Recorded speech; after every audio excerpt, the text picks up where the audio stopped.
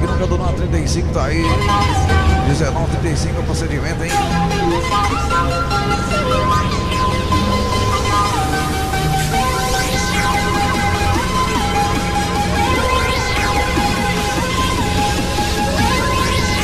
É, a galera que alucina o tapetão com as 35, então aí.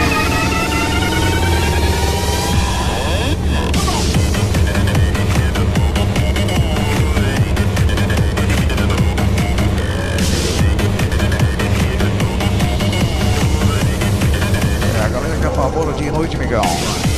Dia e noite, noite e dia, e sem hora pra chegar, hein? Preparado pro resto da vida, tamo junto então aí, vai ver. Segura, irmãos metralha. 1059, tá por aí, nosso amigo Leandro e Migão.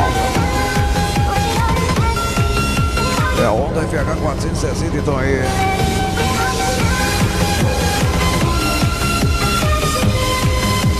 Galera curtindo mais um super seleção aí. Grupo Elite do Oeste então, Migão. Santa Rosa do Sul, Rio Grande do Sul.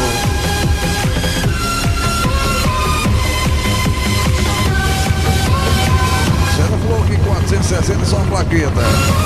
Negócio de mexidinho pra 500 procedimento, hein?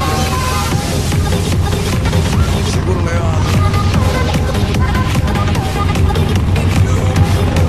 O homem que colocou 500 capa no FH pra desbanjar talento da Petão, Migão. 1060, tá por aí, nosso amigo Estote, hein? Segundo Estote.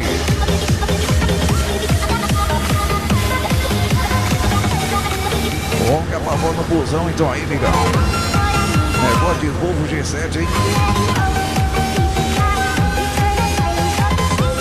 É a homem dos 40 janela, 4 eixos. Roda tudo de alumínio, é o procedimento, hein, Migão? Onde passa ali o trilho, corre, hein? Quem joga raio ultravioleta é ele, Migão. Segura, galera do Rio Grande do Sul.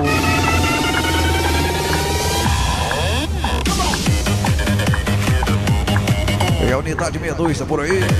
Nosso amigo Neném, segura o Neném. É a Honda Pezinha 360, então. 360 procedimento, hein, Neném. Deixando aí lembrança da sua família e saudade sempre, hein, Migão.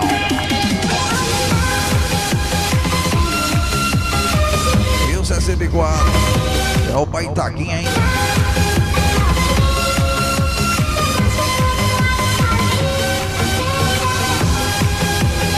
Galera curtindo o CDzão do DJ Vagner, Migão. Mais um personalizado pra galera do Sul. É, nós aqui no KM 514, 8ª região do estado do Tocantins, hein?